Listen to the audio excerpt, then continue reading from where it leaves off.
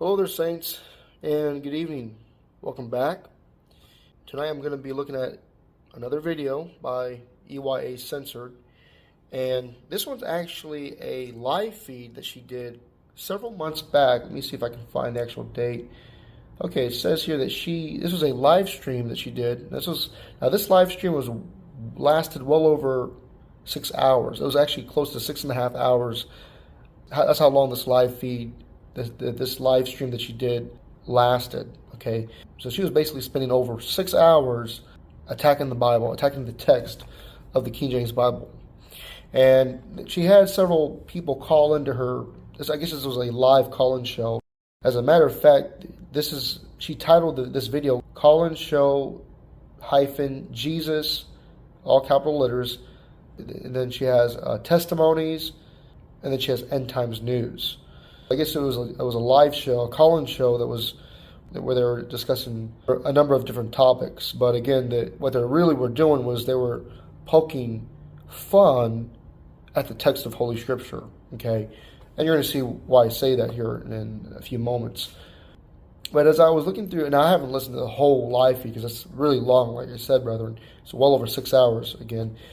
But what I did was I was kind of like browsing through the video, the live feed, and I actually found a particular section that I wanted to begin at and just go from there. Okay, move forward from there, and to kind of deal with some of these other attacks that she's making on the text of the King James Bible. Okay, as well as her friends who called in to her show. Okay, so having said that, brethren, let's go ahead and get started with this video here.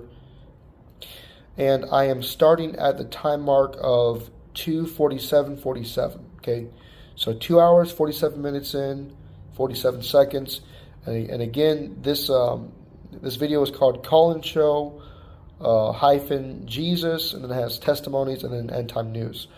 Okay, so let's go ahead and get started here. Well, God spoke everything into existence, right? And the devil saw him do that. So he knows that there's power in the words. Yes. Wow, very, very interesting. You change the Bible, you change the reality. So that's why they're popping in these new words. Yes. New meanings into the text. Yeah, that's really, I'm going to say plants.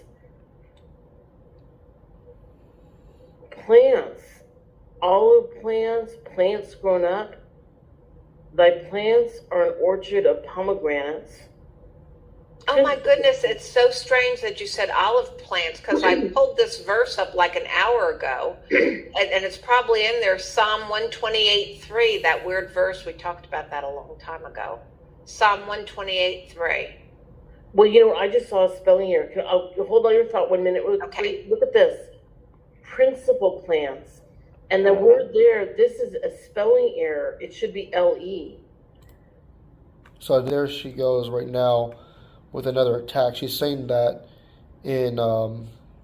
she's looking at Isaiah 16 verse 8, where it says, has the phrase principal plants.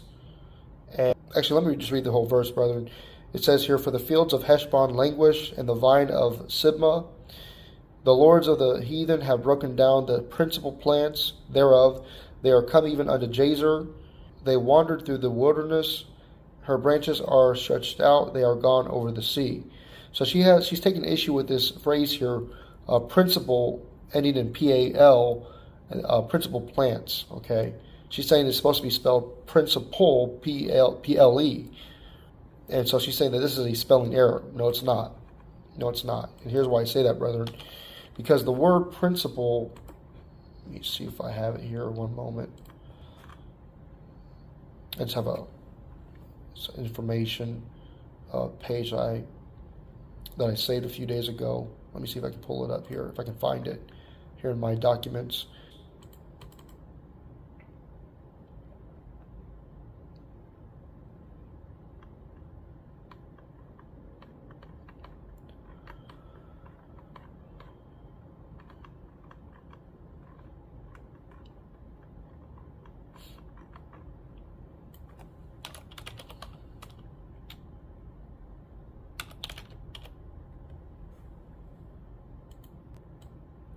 Okay, I'm just looking at my King James Pure Bible Search software here. And you just type in the word principal, P-A-L, again, and the very first definition that it pulls up is chief, highest in rank, character, or respectability, okay, as the principal officers of a government. So it just means, in other words, the most important in order. Okay, that's all it means. It's a chief or the most important or considerable. Okay, so that's what that word means there. So there is no spelling error there. Because principal is like a principal of a school. Right.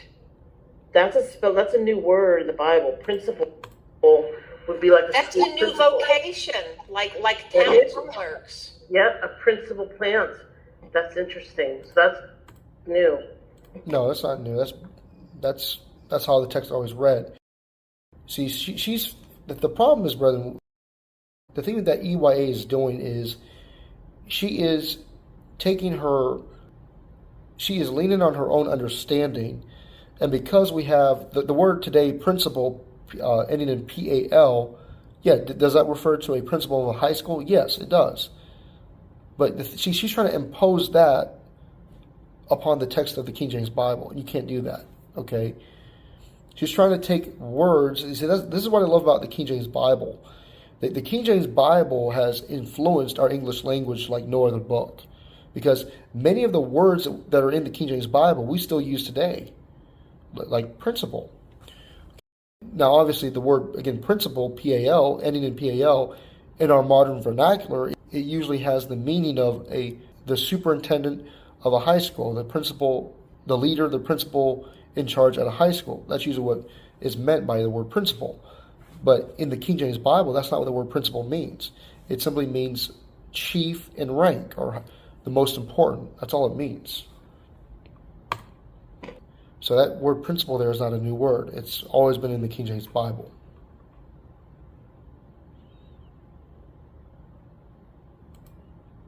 The main ones. But Right, isn't but it? it's spelled differently. It's It's PLA. L-A. Yeah. So principal, like a principal plants. And the word there, this is a spelling error. It should be L-E. Because principal is like a principal of a school. Right. That's a new word in the Bible. Principal would be like a That's school a new principal. vocation, like It town is. clerks. Yep, a principal plant. That's interesting. So that's new. Pleasant plants. Principal also means the important ones, the main ones. But That's correct.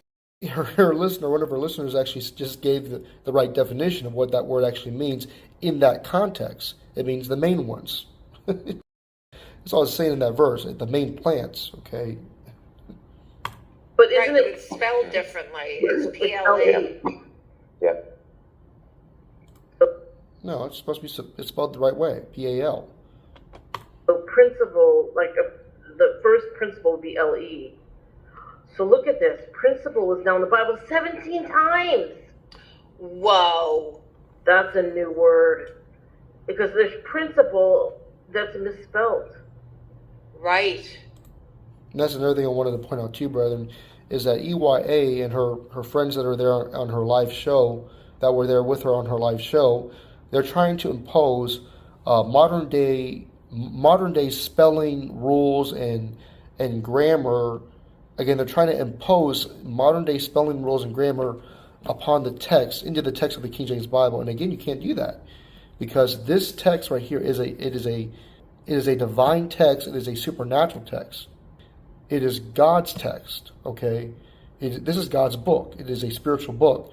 And so if you're going to try to impose modern day spelling and grammar rules upon the text of Scripture, well, you're going to have issues, okay?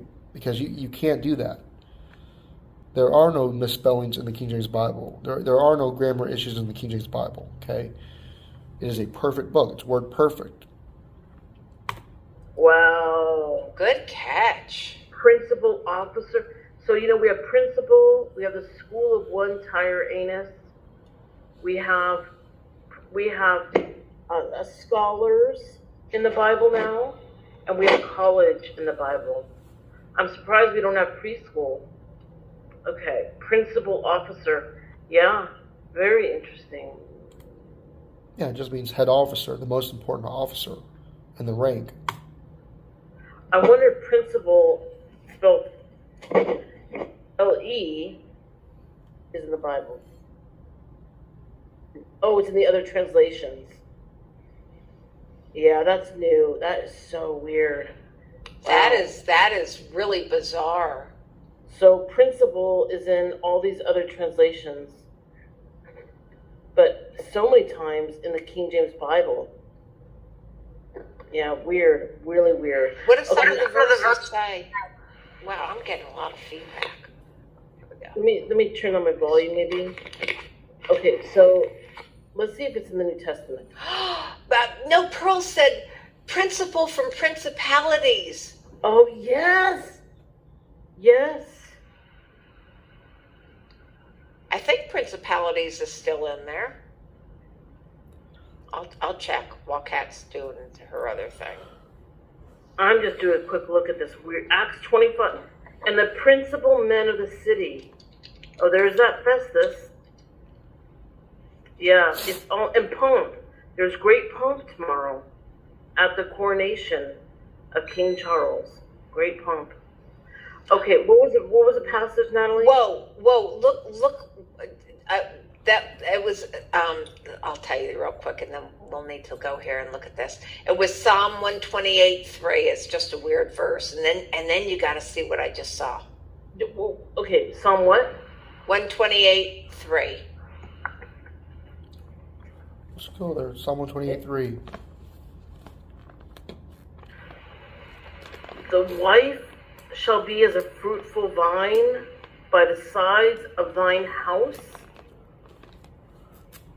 thy children like olive plants round about thy table.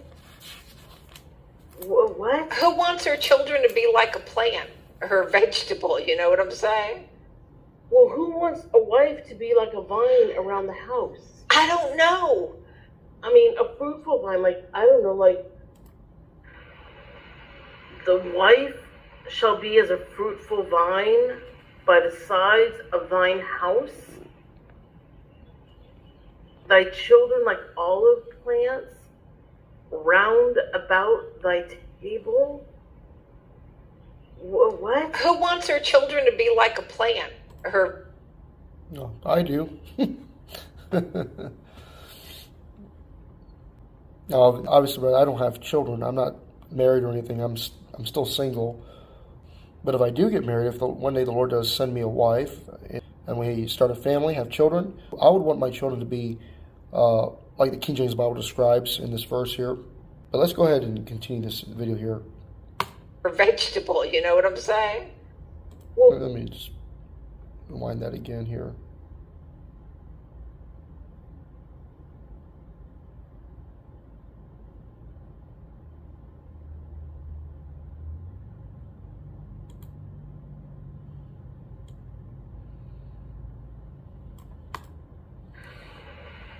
the wife shall be as a fruitful vine by the sides of thine house,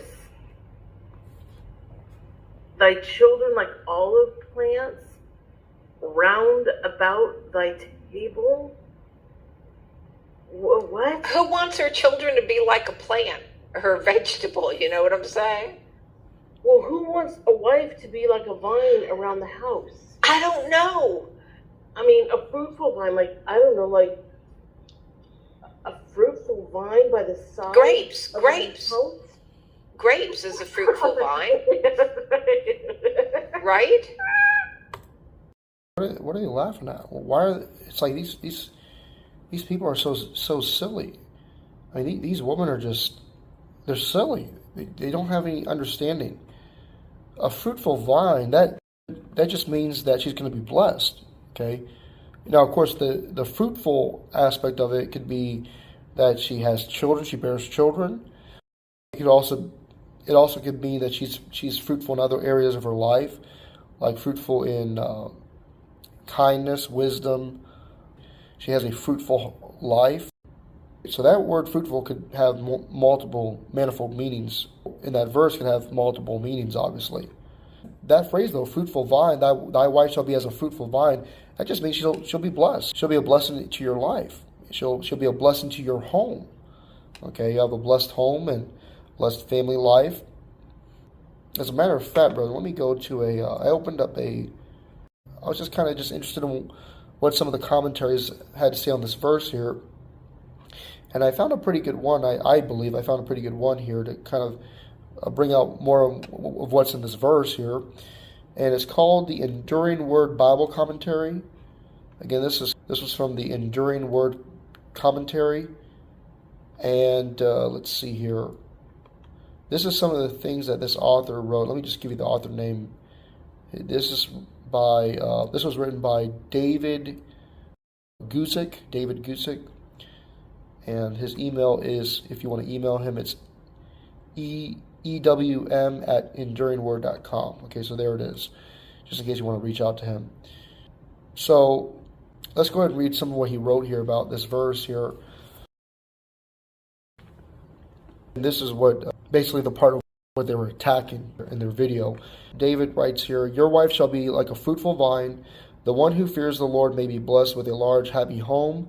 The home is happy in its very heart, and the children flourish.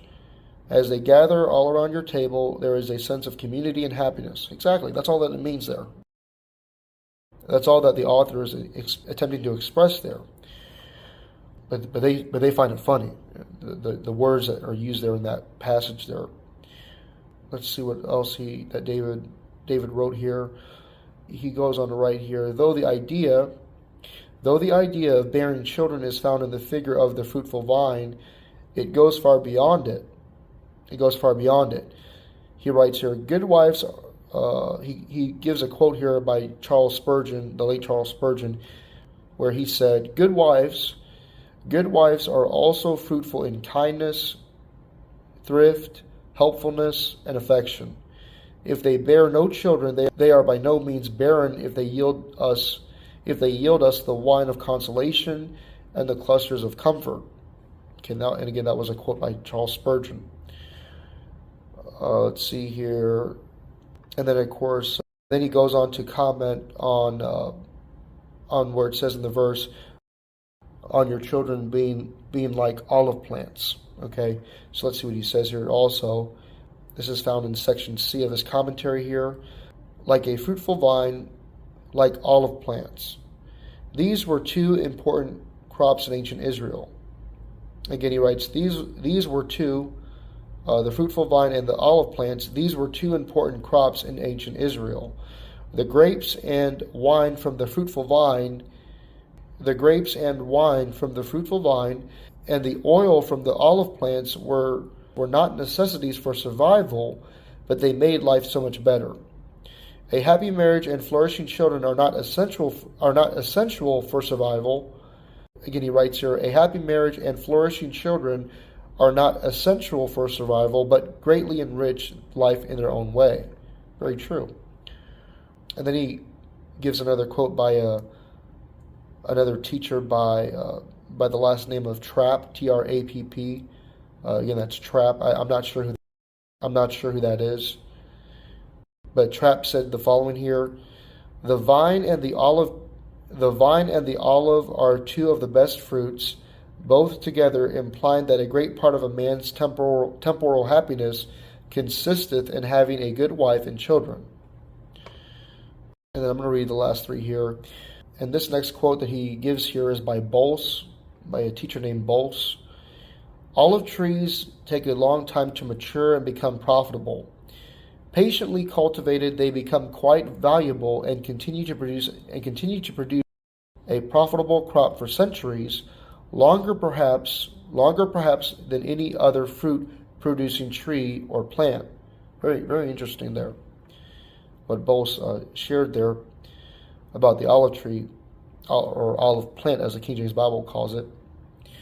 Let's see here. The next quote he gives is from Van Gimmeren, and he stated, though the olive tree may not bear after it has been planted for 40 years, it is a symbol of longevity and productivity.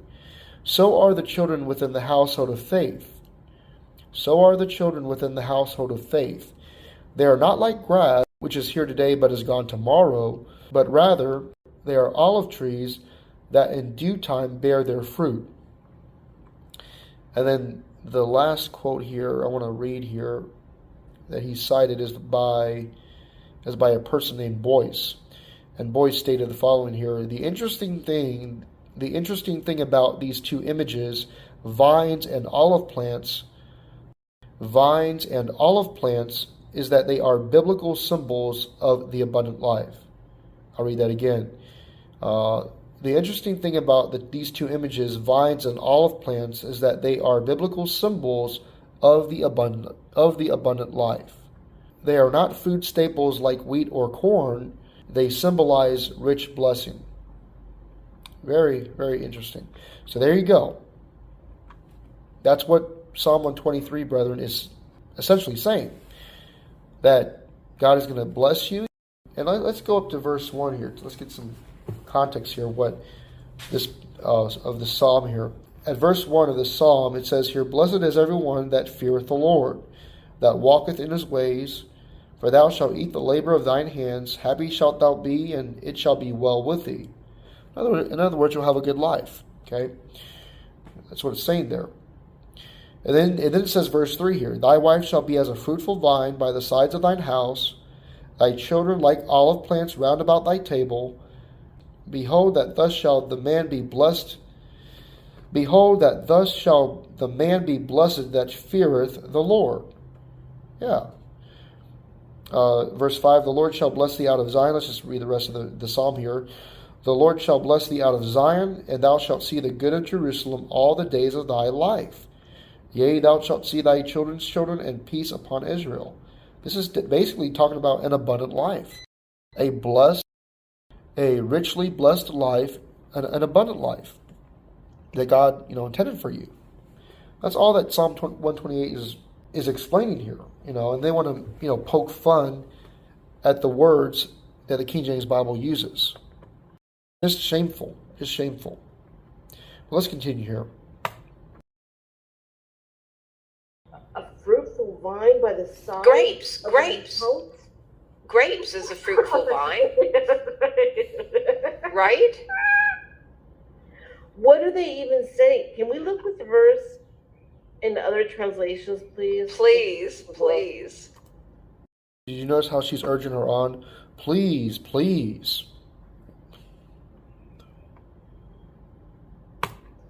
"Your wife shall be like a fruitful vine in the very heart of your house. Your children like olive plants all around your table." That's from they're reading that rendering they got from the NKJV there, the New King James Version. NLT says, "Your wife will be like a fruitful grapevine, flourishing within your home. Your children will be like vigorous young olive trees as they sit around your table."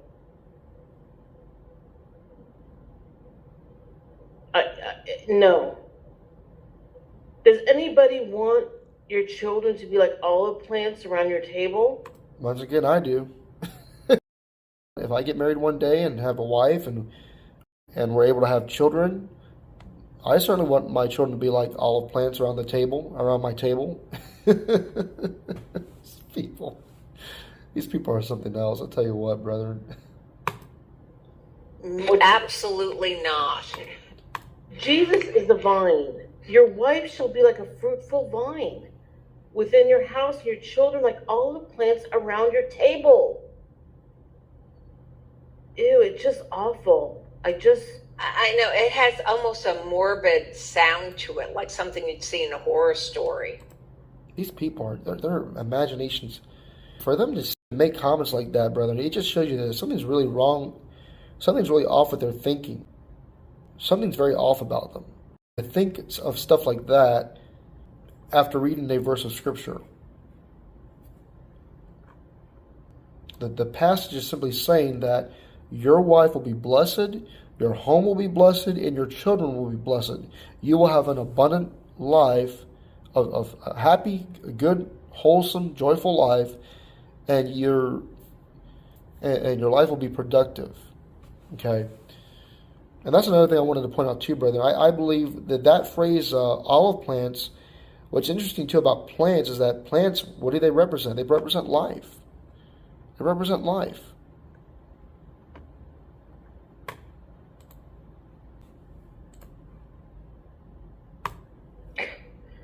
There's a double meaning to this. Like I'm trying to figure, like there's something very odd about this.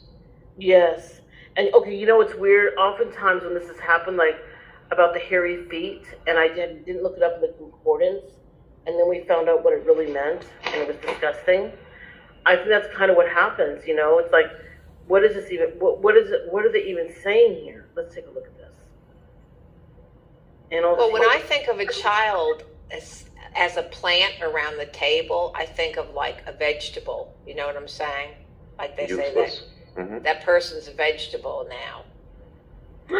As it just represents life, and it's a picture of basically children can add blessing to your life. Okay, just like the commentator said there, Brother David Guzik, he said they can make your life in a way much better. They can enrich your life in a particular way. If transplanted. A sucker. Now they're going to the Strong's definition of, I guess, the word plant here. Wow. Oh boy, they're calling us suckers. They're calling our children suckers. No, it's not. What I'm wondering, brethren, is why are they even going to the Strong's definition? Just stick with the King James Bible. You can get the definition right there. You know what is weird? There's a new word in the Bible, succor, succor. And I said it, and I did a video about it because I said sucker is like a lollipop. It's another. It sounds. I kind of have a memory of that word, Kat, and I don't know if my memory is corrupted from reading it after the change, but I do have a memory. succor. It's like nourishment, right? It's a word that simply means to help. That's what it means. And no, that's not a new word. That word has always been in the King James Bible. CERN did not insert that word into the King James Bible. That word has always been in the King James Bible. I know it's new for me. Sucker. Well, it might be new to you, but it's not new in the King James Bible. That word has always been there. Something else, brother. Did you always read the King James, though? Plant. I don't remember, Natalie. Sucker. Do you guys remember sucker? Succor? Is it succor? succor? Yeah. But sucker is what they're saying in this definition for plant. Transplanted. Okay, let's go back.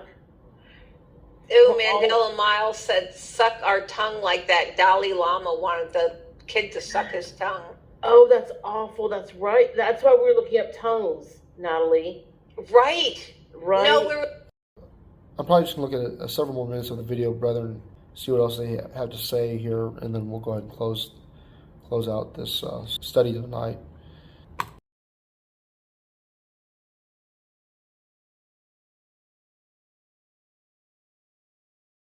We were looking up tongues because of the cows. Right, okay, right. Then Dalai Lama tied into it. Anyway, it's just unbelievable. So, Kat, can you type in principalities? Oh yeah, this was the one I wanted to really deal with, right? This next example, brethren, that they are going to be trying to explain. I wanted to look at this one and provide an answer to this next one to this next word that they look at. Okay, so let's go ahead and continue the video here. And look at the very first one that comes up. I think it has to do with what's happening tomorrow.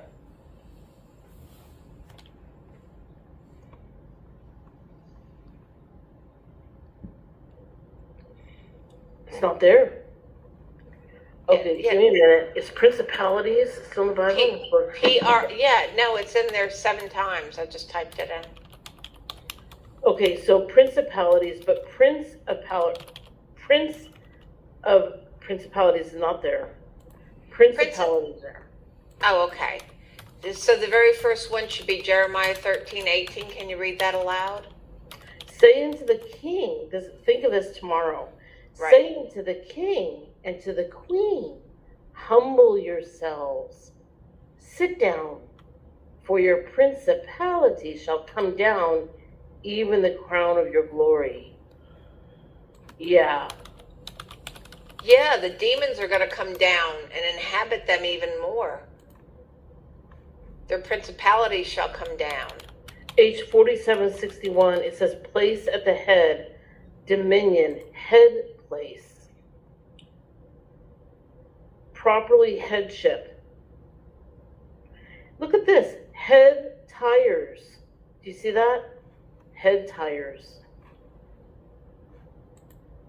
Weird. No. So principality means a head tire now? Yes. I remember. Go ahead.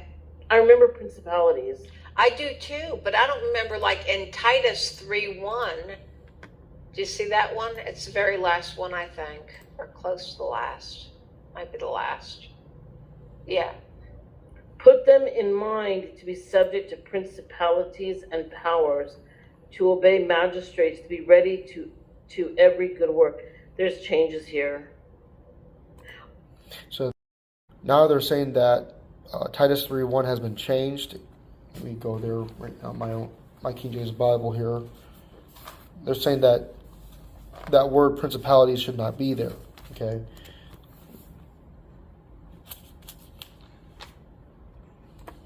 Do you remember? We were never supposed to be subject to principalities and powers. Those are the things we're supposed to put our armor on against. Well, see, she's thinking about the verse over in Ephesians 6:12, I believe. And she's trying to say that there's a contradiction here, but I'm going to show you there's no contradiction at all. I remember subject yourself to every. Oh, I don't know what it said. Let's see what the other verses say. I'm getting tired. And Brother Valentine, please speak up if you see something. This is what I remember. Remind them to be subject to rulers and authorities, to obey, to be ready for every good work. There are changes in here. It wasn't rulers and authorities. Was it governing authorities? Oh, it was rulers I don't know. I'm not familiar with that verse, but I'm not going to be subject to principalities and powers. No. Well, then you're disobeying Scripture then.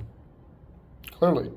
Because Titus 3:1 here, brethren, it says, put them in mind to be subject to principalities and powers, to obey magistrates, to be ready to every good work, to speak evil of no man, to be no brawlers but gentle, shewing all meekness unto all men.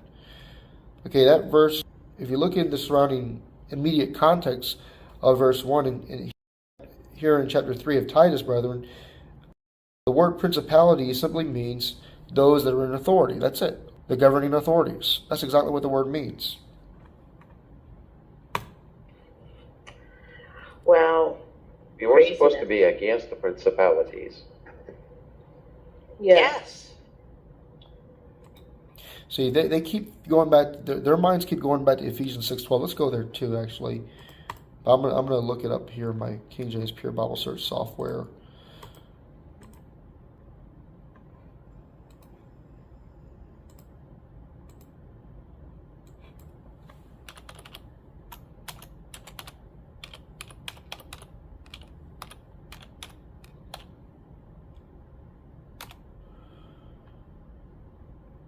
We're trying to show a discrepancy here between the two passages.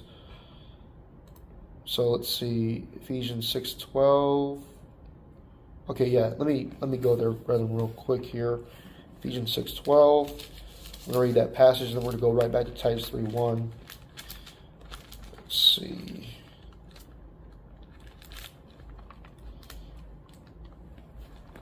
See, this is the verse that they're going to, that they're thinking of. And in Ephesians 6:12, it says here the following. Or let me start at verse 11, actually. Put on the whole armor of God, that ye may be able to stand against the wiles of the devil. For we wrestle not against flesh and blood, but against principalities, against powers, against the rulers of the darkness of this world, against spiritual wickedness in high places. See, that's the verse they're thinking of. So they're saying, well, wait a minute, we're supposed to be against principalities. Well, yes, you are supposed to be against the dark principalities, the principalities of the dark kingdom, okay, of spiritual darkness. Those are the principalities that we're to be against. But over here in Titus 3:1, where it says, put them in mind to be subject to principalities and powers. Now notice it also says powers too here. In Ephesians 6:12, it also said principalities and powers. Over here in Titus 3:1, it also uses the same phrase, principalities and powers. Again, put them in mind to be subject to principalities and powers, to obey magistrates, to be ready to every good work. This is dealing with a different issue here. Principalities and powers here, brethren, has to be referring to a different type of principalities here. Why? Because of the context. Because of the context here in Titus 3. See, and again, brethren, I'm going to make this comment again. This is why I love the King James Bible. This is one of the reasons why I love the King James Bible, is because a lot of times it will use the same word in a different context. It will use the same word and it will give it different meanings. The King James Bible will, many a time, will use the same word in different contexts. So you'll have the same word that you're looking at, so you'll be dealing with the same word, but that specific word will have a different meaning based upon its context. And so the King James Bible is actually causing you to study it. I believe God has the King James Bible the way it is because it causes us to study it, to read it more carefully, and to study the words in their context. You know, I remember hearing I think I may have said this before too, but I remember hearing a brother say that the King James Bible, this book right here, this blessed and holy book, brethren, this King James Bible, it is the most contextual book in the world. Again, he said, the King James Bible is the most contextual book in the world. You've got to always read it in its context, whether it's the immediate context, the context of the chapter, or the context of even the whole book, okay? And then, of course, the ultimate context of the whole Bible, you know. Obviously understanding that the Bible cannot contradict itself, like I already stated in one of my last videos on this, dealing with this very issue of the Mandela effect fable. Okay, let's continue the video now.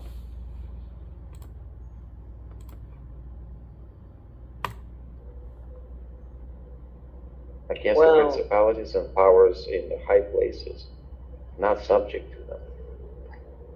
So interesting, isn't it? And Kat, in Ephesians 3:10 is that new word we talked about, the new auto part. So you have to you have to remember, brother, when you're reading any passage, when you're dealing with any type of word in the King James Bible, or even a particular phrase, you always have to allow the context of the King James Bible to define that word or phrase. And it will.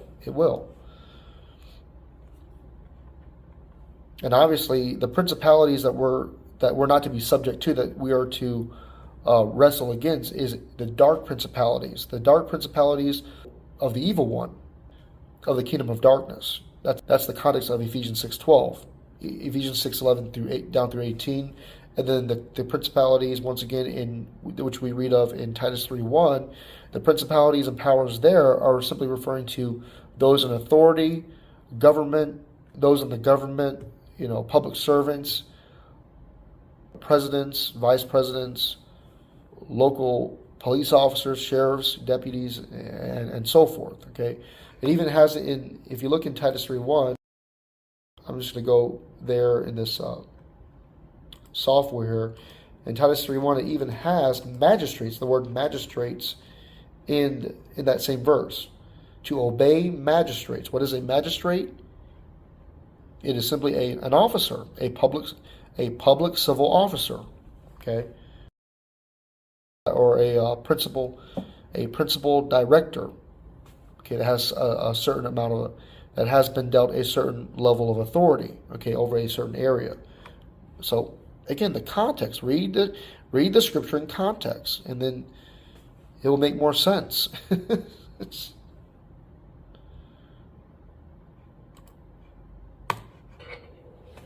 let me go back. let's see what else they say here. So now we have mufflers in the Bible, we have sparks, we have tires, we have brakes. We do have car in the Bible. We have a Honda Accord. We have a Scion. Wow. And we have a cab in the Bible. And now we have manifold. Do you guys remember manifold in the Bible? Manifold. No. I don't. This goes like on a car's exhaust system. I'm sorry, brother. These people cannot figure it out. They just cannot figure it out. I tell you what, brother, I do believe that God has a sense of humor, and I believe that God is confounding these people. These people that are trying to poke fun at the King James Bible, that are mocking it. I believe that God is actually confounding them. God is actually confounding them. And you can just see God's sense of humor. The fact that these words, and yes, these words, a lot of these words that they actually have pulled up here, like manifold, that is a word that is used in our modern day vernacular, which is a component of a vehicle. Okay. And then of course the other word that they mentioned was mufflers. Yeah, the word mufflers. That's another word. That's another word.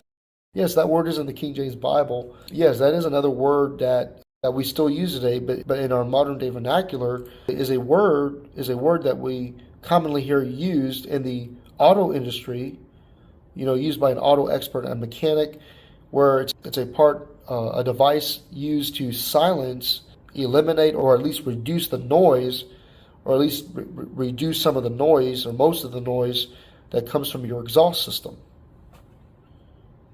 That noise that is caused by the internal combustion engine. Okay, but in the King James Bible, obviously that word mufflers has a different meaning, has a different definition, and you have to allow the King James Bible to define the word itself. You have to do that. EYA and her friends here, they don't want to do that. They're trying to impose the modern day definition of what we would call a muffler. They're trying to impose that definition into the text of the King James Bible, and that doesn't work. You have to allow the King James Bible to define its own terms. Okay, and it's interesting, brethren. The English language, it's amazing how the English language over time has evolved, and a lot of the words that used to have one meaning have a totally different meaning in our modern society, our modern culture.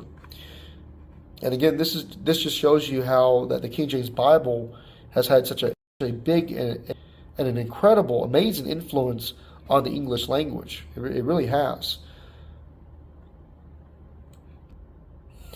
And yeah, that word muffler, it's actually mufflers only in the King James Bible. The singular form of it is not in the King James Bible, but mufflers is in the King James Bible, and it simply means like a cover for the face. And it also can be referring to a component or some part of a female dress, a dress that a woman wears. Okay. And of course, we get that from the context. We allow the context to define the word once again. Okay, let's see. Let me just look at one more thing here, brother, and I'll close out the video here. Right here, manifold. Much variegated, marked with great variety of colors, of cloth or painting. Yeah, see, the word manifold also has different definitions, but the word in the King James Bible, that word manifold simply means varied, multifaceted. It represents a variety of something. Could be a variety of colors, a variety of foods, perhaps, things of that nature. That's what the word in the manifold in the King James Bible actually means. Varied, multifaceted. Variegated, multifarious. Manifold. It sounds like nefarious. I never heard of multifarious before. Have you? No. But Ephesians 3:10 says, to the intent that now unto the principalities and powers in heavenly places might be known by the church the manifold wisdom of God.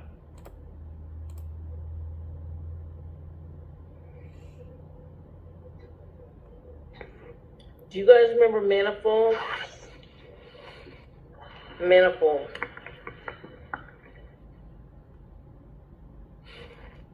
Yeah, car cases, right? And car cases. Manifold is in the Bible 9 times.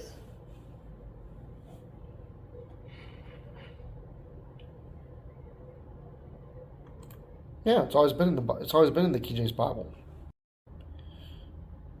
That word manifold has always been in the King James Bible, and it's always meant what the King James Bible teaches that it means, which is it simply means it's varied. Variety. That's what it means. And it can also mean multifaceted.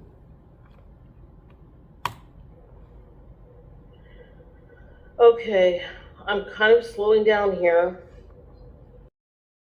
You guys, they must really be cranking it up. Yes. Okay, everyone. I'm on reserves here. Well, I mean, I surely could understand why she says that, brother, and why she makes a comment like that, because this is 3 hours into her video. This is a little over 3 hours into her live feed that she did back in, again, this live feed was done about 4 months ago. So probably back in the time of May, somewhere in May, that month of May. That's when she did this live feed here. And this is 3 hours in. They're still doing this live feed after this long. So you can kind of tell she's wearing down, losing her energy. She's getting tired. Valentine and Natalie. Valentine, you talk. Go ahead. I don't have much to add as far as the words changes going. I think they're going to continue going to the point. With these things, like what would, of course we cannot presume to be as God, but, if you're trying to wake up your children, like let's say they're just too busy playing a game, you want to make a noise, you want to, make some food, maybe they can smell it so they can get away from the TV. But like no matter what you do, no matter how much you keep going, but you love them, so you can't just walk up to them and slap them and say like, "Hey, enough playing the games, come talk to me." So you keep doing these things, gently, politely, nicely. But like at some point, there are so many changes that are going to be happening that like it's impossible for a person to say, "Oh, I didn't notice it." So I think that's where it's going. Unfortunately, is that he's allowing it in kindness. Like, guys, look at this. Now you have cars back up in history. The words like planets is in the Bible now. With things that cannot be possibly discharged and ignored as something that's it's impossible. Just one word. No, on every page we have changes in doctrines by the words, the meaning of the words, and nothing seems to wake anybody up. Those who are his are awake now, and I'm like, I don't know. The pornographic language in the Bible, I think, should be enough to wake anybody up. But yeah,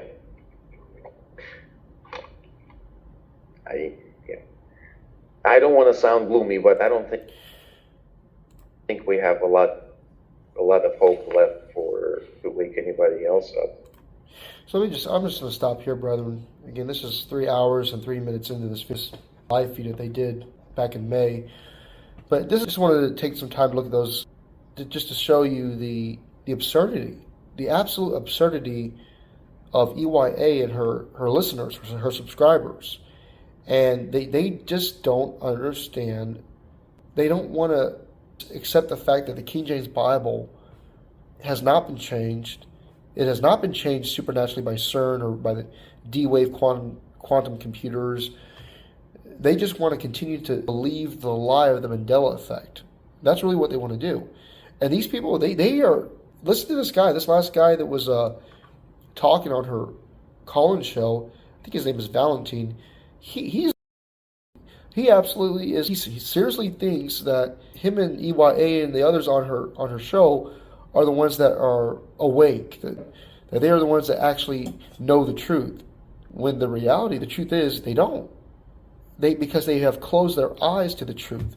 This book right here. They have left this book, just like Scott Johnson did 3 or 4 or 5 years ago. They left the authority of this book right here, the truth of this book, and they went after fables. They were turned after fables. Just as it warned about, just as Paul warned in 2 Timothy, I believe it's 4:3. Yeah, it is 4:3, where he said, "For the time will come and they will not endure sound doctrine." Where is sound doctrine found, brethren? In this book right here, this King James Bible right here. "For the time will come when they will not endure sound doctrine, but after their own lusts shall they," those people right there on this live show, "shall they heap to themselves teachers, false teachers like EYA, having itching ears, and they shall turn away their ears from the truth," right here. They shall turn away their ears from the truth, this book right here. They will reject this book of truth, and therefore they shall be turned unto fables, like the Mandela effect, like what EYA is pushing, and sadly, like Scott Johnson is still pushing. So it's really sad, brethren, because if this is not what I just showed you with EYA and her friends, if this does not just exemplify what it means to be deceived, I don't know what is. I don't know what will show you a more prime example of that, deceiving and being deceived, other than what EYA and her friends are involved in. But that's about it, brethren. I just wanted to, like I said, look at this particular portion of EYA's live call-in show. If you have any questions, brethren, at all, or any comments, concerns, just feel free to leave it down in the comment section below, and I'll be glad to respond back to you as time permits, okay, as soon as I can, and I'm able to. And so with that, brethren, have a great night, have a great rest of your week, and be blessed. Take care.